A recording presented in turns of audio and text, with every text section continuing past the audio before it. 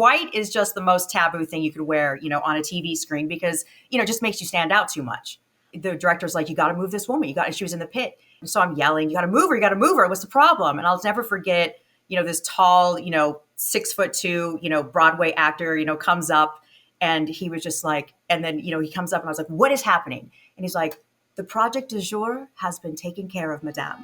And I'll just never forget. Isn't that nice to hear? So now, 20 years later, when we have to move someone, we call it the project du jour.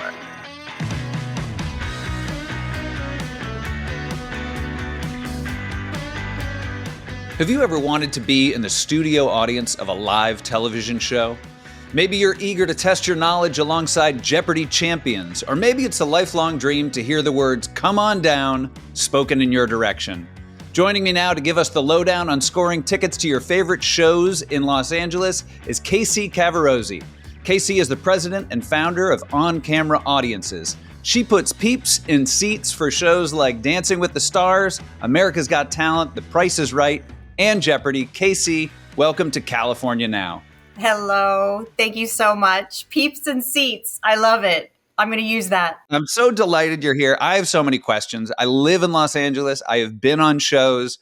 I've had my parents come in town. I've wanted to take them to see shows, but I honestly don't know how it's done. And I'm thrilled to have you here. We have to talk about the fact that we kind of both got our starts on MadTV. I was on MadTV and it was one of the first shows you did. Was that a good show to work on? Oh, I knew you were going to ask me that. It was, okay. I was going to ask, I'm dying to talk to you about this. So it was the very first show I worked on. It was so much fun. I loved the show. Do you remember how long it went on those Friday nights? It was really long. It was brutal. Okay. It could be like 6 hours, maybe. Yeah. Or sometimes longer. Everyone loved the show. Everyone flocked to the show. It was great. But as an audience producer, it was challenging because the set was freezing. I don't know if you remember that. You were under the lights, so you probably didn't realize it. But in the audience, it was cold. So right around 10:30, 11, people started really getting tired, getting hungry, getting cold. So it wasn't hard, but it was hard when the night went long. And I'm sure you felt it too when the night went past 10:30, 11. Yeah.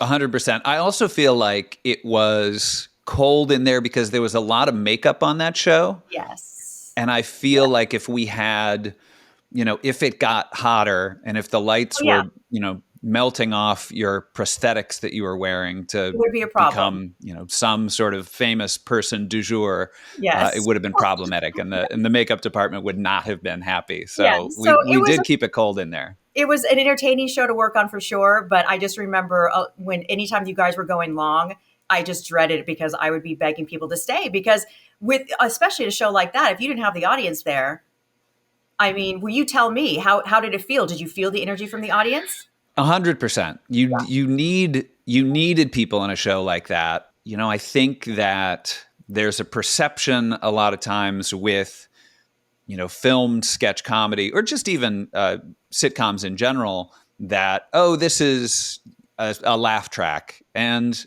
it's not. No. It might be sweetened. It might be tweaked.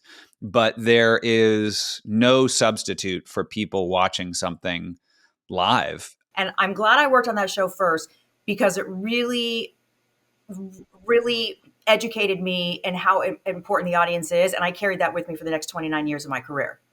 You want to know what it's like to attend America's Got Talent live? Check it out. You had just started your company then, yeah? Mm-hmm. Yeah, 1996, 1997. And what led you to start this company? What led you to start On Camera Audiences? So On Camera Audiences started out as a side hustle, like most companies do, I suppose. My then husband was sort of doing this on the side. He was an audience producer for the Lisa show, Paramount Pictures. That's where we met, was on the lot at Paramount. I was over doing marketing for Paramount Pictures. And he was kind of like off in the spare bedroom doing this little thing. And finally, I was like, what are you doing? And he's like, it's a side gig. MTV's calling me to do, some people. Well, believe it or not, this is actually a funny tidbit of information is that my business partner booked the dancers on American Bandstand. Yes. Wow. Now Classic. he's older than me, just so you know. Yeah, I would have guessed. and so, so he was known for having this great Rolodex. Like he had like the best Rolodex in Hollywood. I mean, all the dancers on, American Bandstand, it was huge. So when MTV started coming up, he did the MTV Music Awards, and he would call all of his ex dancers and say, "Hey, come and come to the MTV Music Awards," which was huge. So, but then MTV started growing and doing little shows here and there, like MTV's Love Line with Dr. Drew Pinsky. I don't know if you remember that. I did one of the radio shows Yes, with Dr. yes. Drew. I don't even know how many seasons it lasted, but that was also one of the first shows that I worked on. So they would, of course, call my business partner and say, "Well, you did the music awards. Can you do MTV's Love Line? Can you do this game show we're doing?" And that's kind of how we, start a little fledgling start. Then we were just I decided I was going to quit my job. Just, I was young. I had nothing to lose. I was like, I'm just going to quit my job and just start this business for us. So he was like, all right. And I did. And we were in the right place at the right time because, as you know, in the late 90s, television took off with cable and everything else.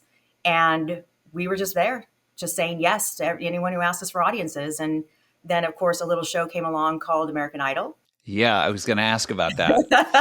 And that sort of catapulted, reality TV and us along with it. Anyone that was associated with that show, it sort of catapulted them up into this whole different realm. It was a sensation right from the jump. Was it? Yeah. What was it like trying to sort of fill an audience for that? Was it the easiest thing you've ever done, or? The first season was not that easy. I don't know if you remember the first season. Do you remember that weird kind of robot guy that was remember it was like a robot guy with a microphone and go dun dun dun dun. And I just remember, I hope no one's listening to this, but I just remember thinking, what is this show? This is so weird, like dun dun dun dun with this weird robot. I don't know when it was, but there was a feeling, and I like to think that I have good intuition. But I remember one night sitting down and watching it with my daughter. She was very young at the time, maybe 3 or 4. And I remember thinking, well, let's watch this silly show that we're doing. And then by the end of it, I was hooked. And I don't watch, I don't watch a lot of TV. I really don't. But I remember my 3.5, 4-year-old daughter, we were just glued to the screen. And I thought, oh, wow, you know what? This is actually a pretty cool show. I hope it works out because I like it. Yeah. Well, it turns out a lot of people liked it. And then after that, it really became just beating people off with a stick.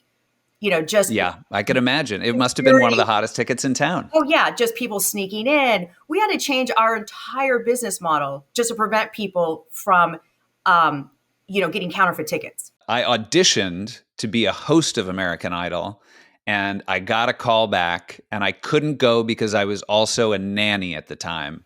And I was looking after a 5 and 7-year-old boy, and I couldn't go to the callback. I'm not saying I was going to be Ryan Seacrest, but I might have been Brian Dunkelman. You would have been Brian Dunkelman, I was going to say, and you would have probably stayed.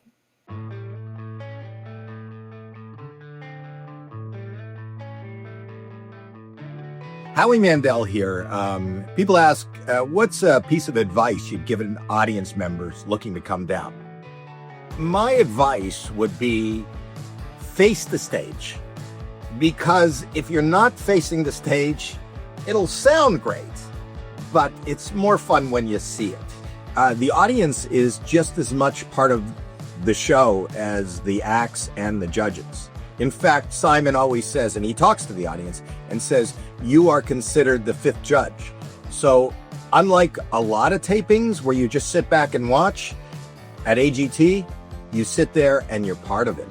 I think the biggest surprise when people come to live tapings of AGT, the thing that I hear the most that people are really surprised about is, I'll just say it, how much better looking I am in person. I mean, people go, oh, I've seen you, Howie, but you're gorgeous. Come see the gorgeousness. AGT Live.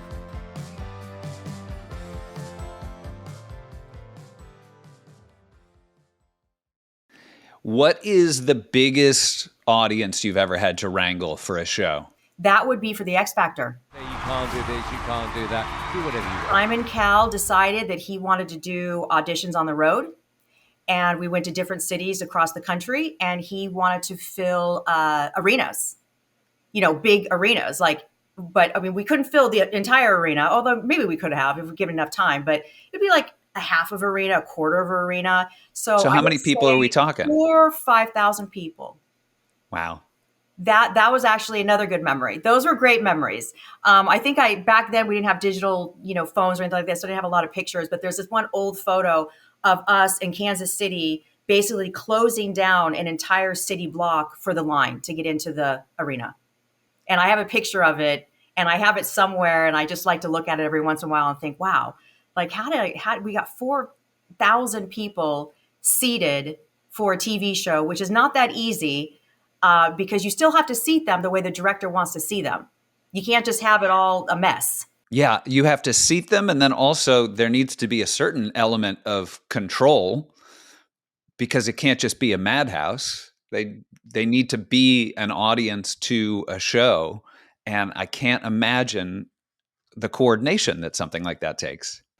It was pretty stressful. There were times it went really smoothly, and then we're also relying on the ushers of the house. They have no idea about a TV show. They just people just have their tickets and they just usher them to their seats.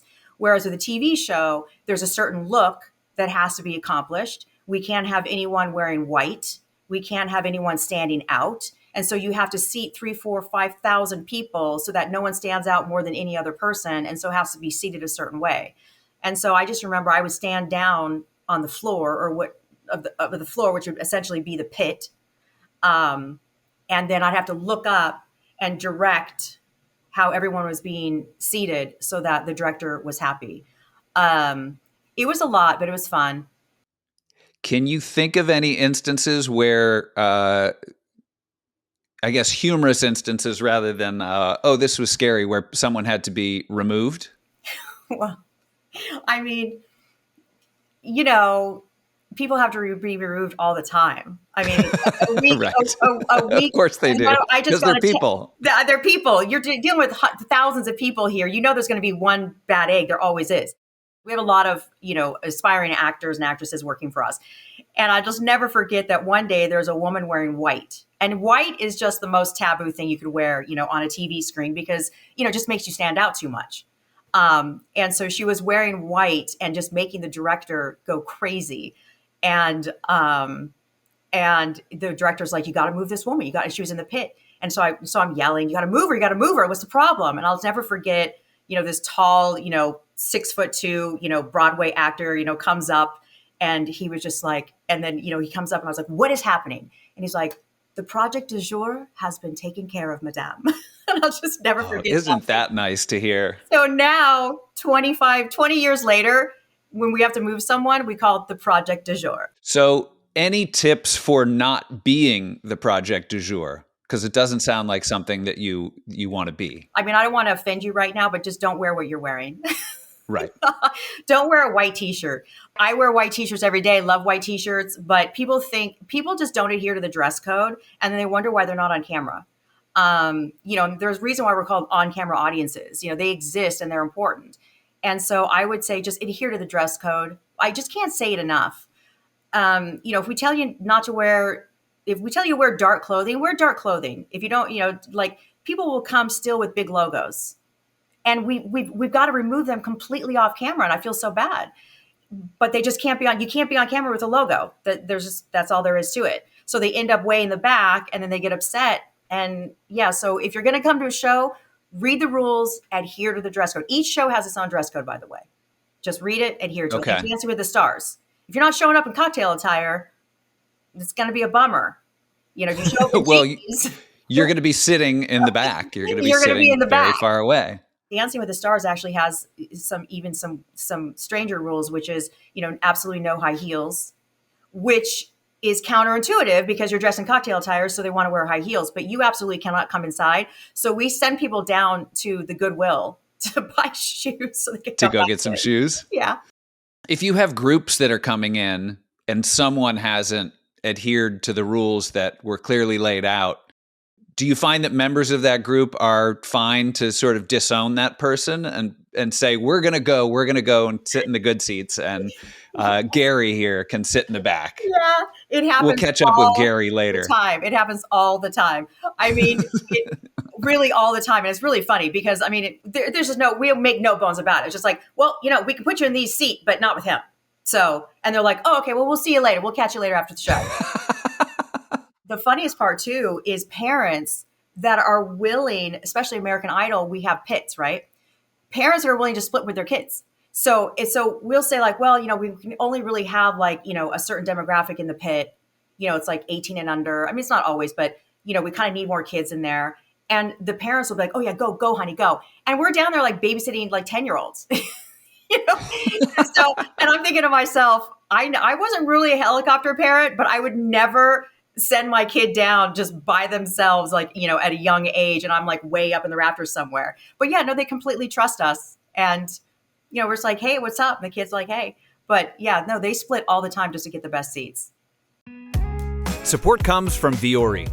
I've been a Californian for close to 25 years now, and it's no surprise to anyone that I have embraced it.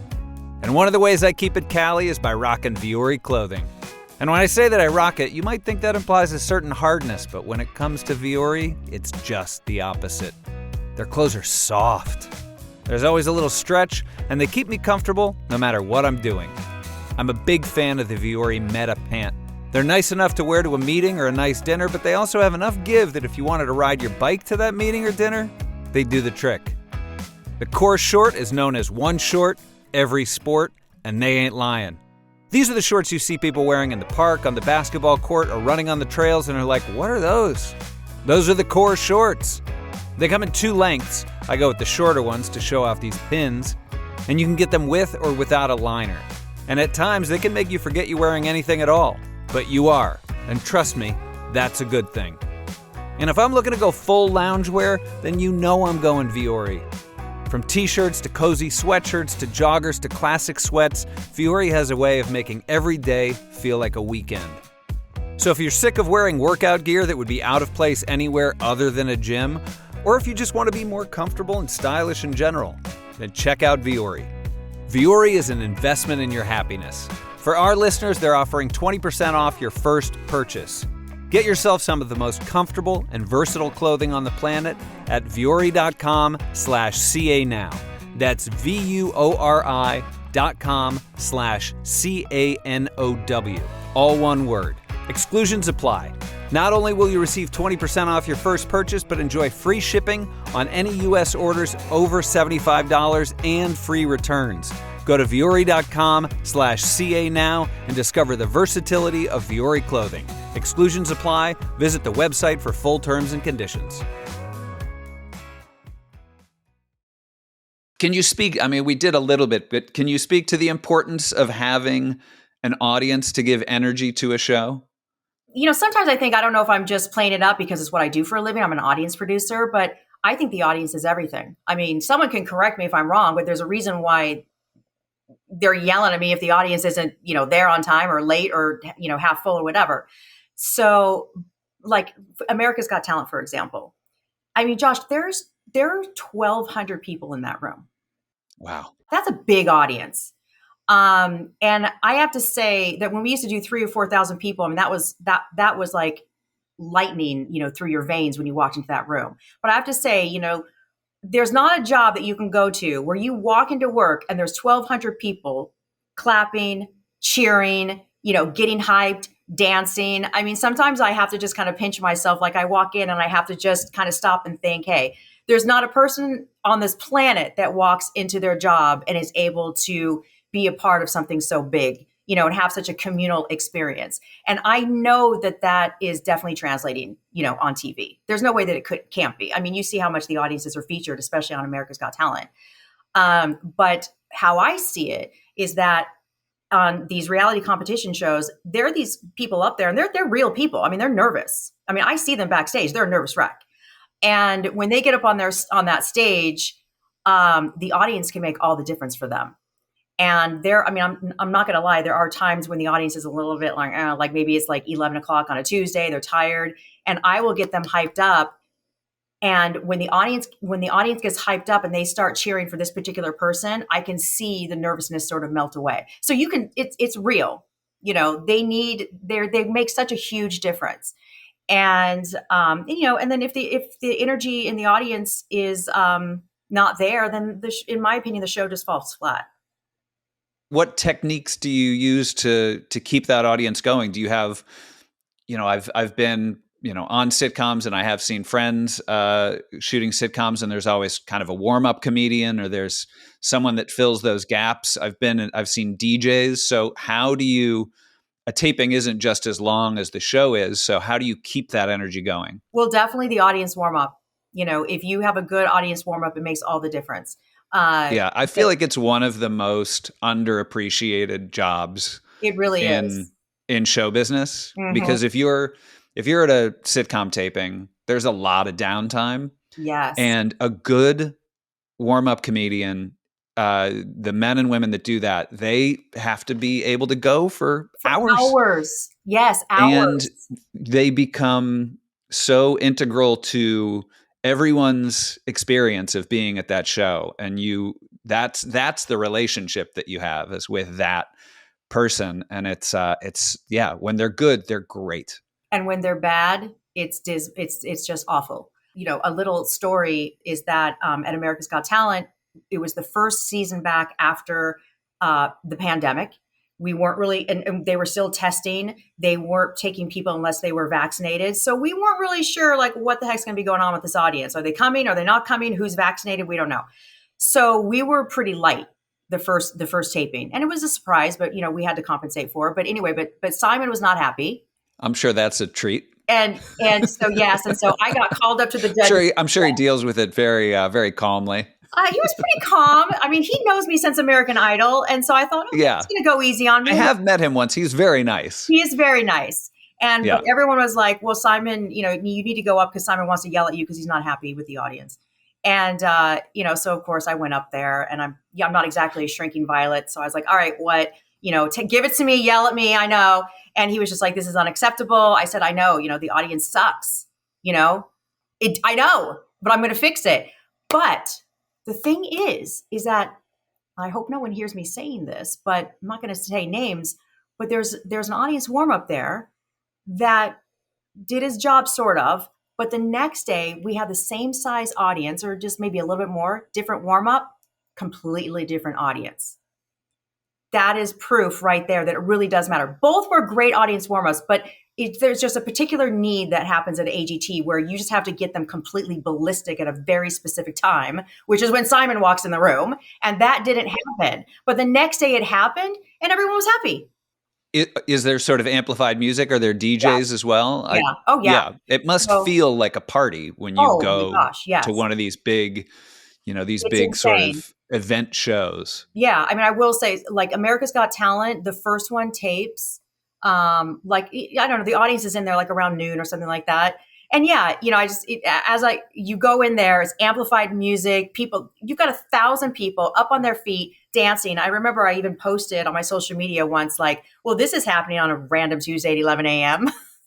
Just people up dancing like it's a club, but it's great. It's so fun. And same with American Idol. Yes, on all the shows, well, Dancing with the Stars, of course.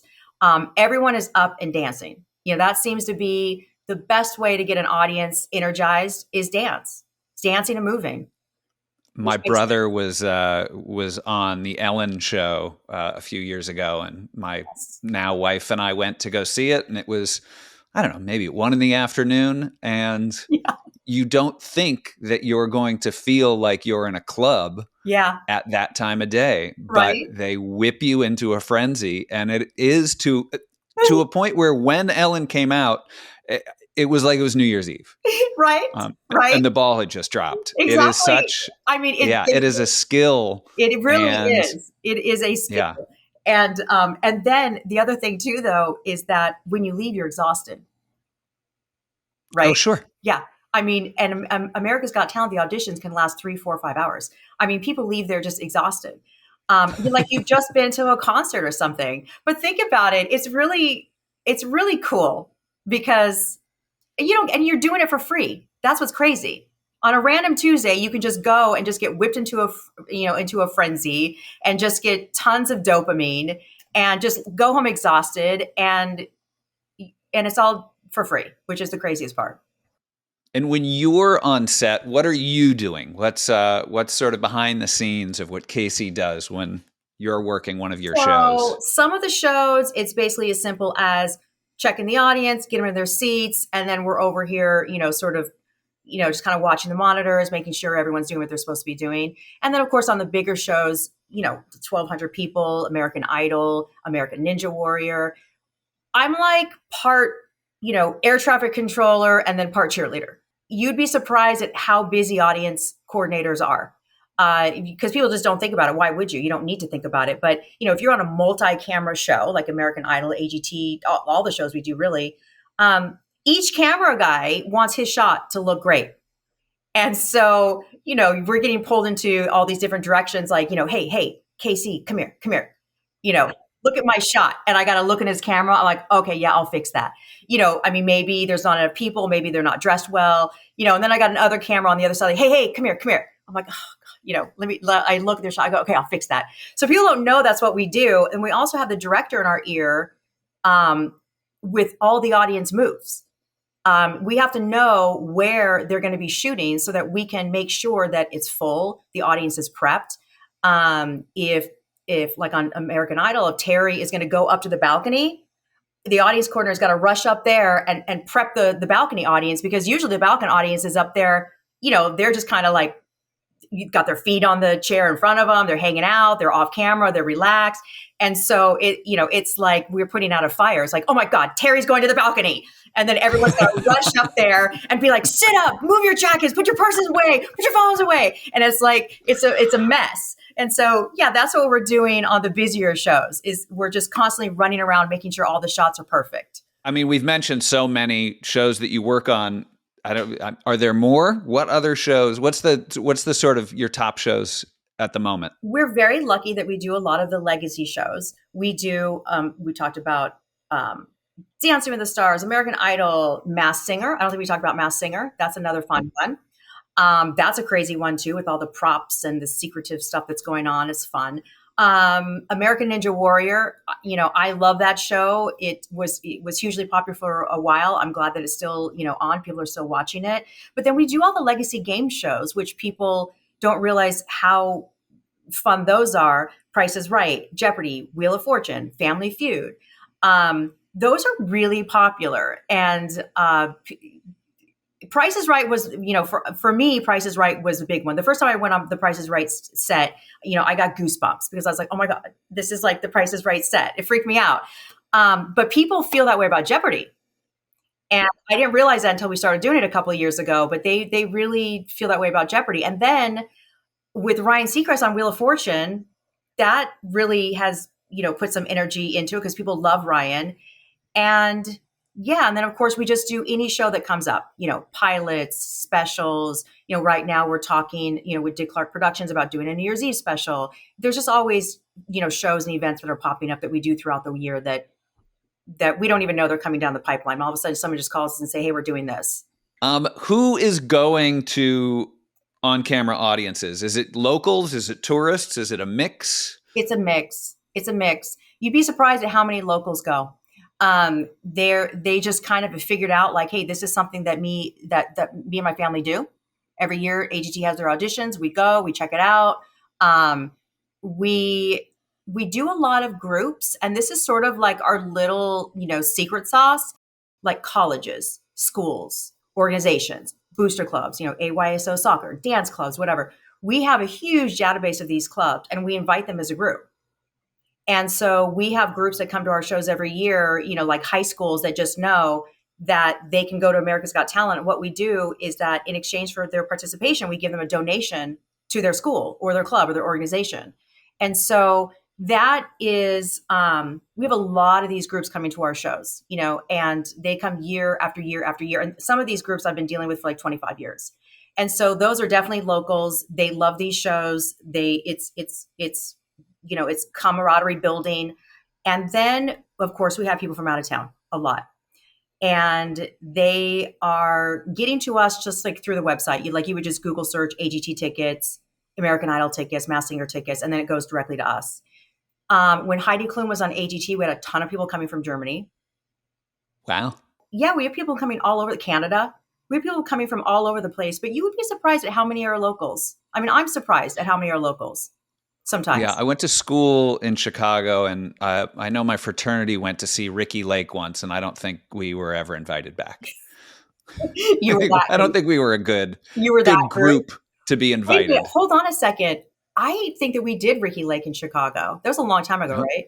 I think we did Well, I want to it. apologize for the Northwestern Fijis. I don't Oh, think we were. oh, yeah. We've had some groups do some wild stuff, for sure. Yeah, And for some reason, it's always the fraternities. yeah, we're Always not the the best. college, We're all not the these best college to lean guys on. have to ruin everything. Yeah, but they're fun on Sorry. camera. If you can get there and if you can get them in the seat and sort of like channel their energy, they're great. But sometimes just getting them in their seat and having them stay there, that's the challenge. Yeah, I can see that. Yeah. I can see that.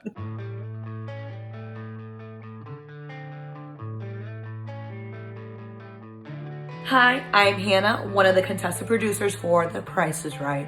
And a piece of advice I could give anyone looking to come on down, I'm gonna do a couple because I feel like this first one, y'all know what's coming. Bring the energy, bring the enthusiasm, bring the excitement. We love the crazy here. But truly, this is a game show after all. And people turn on The Price is Right to have an hour of just fun, laughs, and to just escape maybe whatever reality they're going through. And so when the contestant brings the fun, then people at home watching have fun too. So energy, energy, energy. And then the second more like niche kind of advice I can give is those interviews. You want to put your best foot forward for them because you really only have about 3 seconds to impress us. We ask really simple stuff like where are you from and what do you do? But even with those simple questions, you shouldn't give one-word answers because we want to see who can get up there and talk. Also, take it upon yourself. If you're a fan of the show, let us know about your fandom. Let us know what this means to you because we also love to hear that. We don't necessarily always ask that, but that goes a long way as well.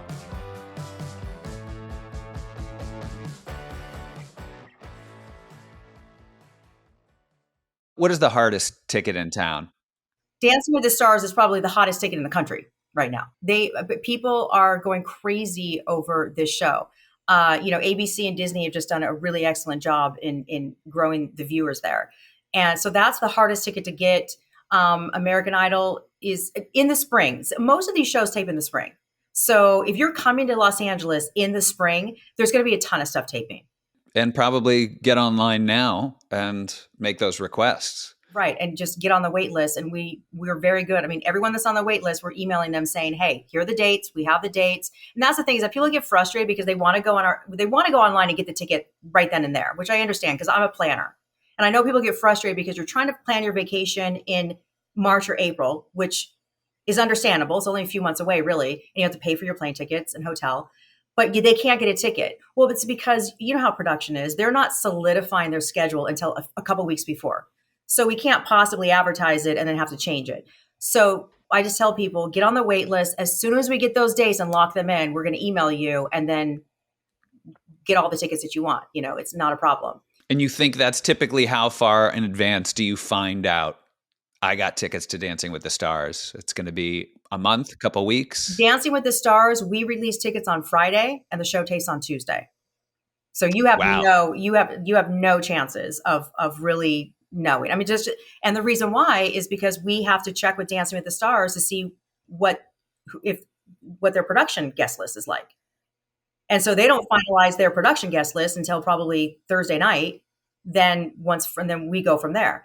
So that one's tough. I do have to keep your bags packed, basically. You have to keep your bags packed, but we want to be fair. And there are people that reach out to me on social media and say, hey, I'm coming from Georgia and I want to go. I have a ticket or I can get whatever, I don't know, whatever the reason is. And if they're coming from out of state, I will get them on my guest list. We try to be fair and try to be understanding that, families want to go on trips and this is going to be the highlight of their trip. So I do get people on my guest list if they direct message, although now I have like hundreds of direct messages, but Right. This isn't gonna help that. Yeah, I mean, it's not going to help This interview. it. And then these tickets are completely free. No, you don't have to pay for them. No, they're completely free. I think way back That's when, amazing. like 30, 40 years ago, the city made them free because television changes their schedule so much that it's not fair to make people pay. Right? Makes sense. But there is like some civil code where it's illegal to sell them. So you absolutely need to follow the rules if you're going to a taping about what you wear. I'm sure the way you behave. What do people need to know in terms of like what they're getting themselves into? Time commitment. Do you always know? Is there sort of a window? You're going to be here between 2 and 4 hours. How does someone not mess up? It is a long day. It is. However, people always say that it goes by quickly. I'm not kidding. They do. There is a lot of standing. So I'd say if you don't like standing, you're probably not going to have a really great time, but you're not standing for like hours. And so there is that aspect of it. I always tell people, eat before you go. That's the best advice that we can give. Eat before you go, because hangry people make really bad audience members. And I can see it because I can just see them going, like, oh my God, I thought you sold concessions. It's like, no. So there's no concessions. So eat before you come, and then bring like little snacks in your crossbody. I don't go anywhere without a protein bar. And we just tell people, just bring little snacks. If you're, as long as you're well fed, it's really not a big deal. Yeah, it's a little bit of a long day, but if you're well fed, you're hydrated, you're fine. You're just standing there for like 45 minutes, you get in, and then you're basically sitting. And then if you're part of the pit, then you're then you don't have to be part of the pit, but if you want to, you can stand there. And the best part about it is that all the, celebrity judges are literally 5 feet in front of you. So it's worth it. And then remember, all the sets are small. Everything's smaller on in real life. So when you get inside, you are right at the stage. No one, these aren't big arenas here. They're sound stages. They're small. So once you get in there, everyone is always like, oh my God, this is so cool. The stage is right there. As you said, the warm up is there, getting you hyped. And so yeah, it's a long day, but it goes by pretty quickly. And if you want to have an opportunity to see yourself on television, no labels, no white. You're going to be given instructions. Follow those instructions. Don't try to bend those rules because it won't work out well for you. And then be honest with us. Do you want to be on television? Then we'll put you in a shot. Some people don't. Like I don't. I like to be up close, but I like to be like kind of hidden. Some people will ask them, say, do you mind being on camera? It's like some people will be like, no, put me over here. But yeah, hear the dress code and then clap and be energetic. There's nothing worse than someone who is on camera. And that's the other thing too. You asked me, what do I do on set? I forgot to tell you that we have our own monitors and we are just in tune. We're watching every shot, every audience member. And if you're on camera and you are not reacting and you are just like deadpan face, you're getting moved. That's it. We're activated. Like, it's like Project Ashore, house left, white shirt, deadpan face, next break. And then like, it was like little like worker bees. We all just like zoom to that one person and be like, you got to go, you got to move. And, or if you want to stay, then we want to see you smiling on camera. So yeah. So react, pay attention, clap, enjoy yourself, look like you're enjoying yourself, because that makes If you look like you're enjoying yourself, you'll probably enjoy yourself more. Exactly. And so you don't want to be on camera, but I imagine in all your years of doing this, you must have been caught on camera occasionally. Running through, cracking the whip. Do people send you screenshots of yourself? Well, back in the day, American Idol, there was the front row behind the judges. And it was just right there on camera for the entire world to see. And I would have to fill that seat if someone did not make it back from the restroom.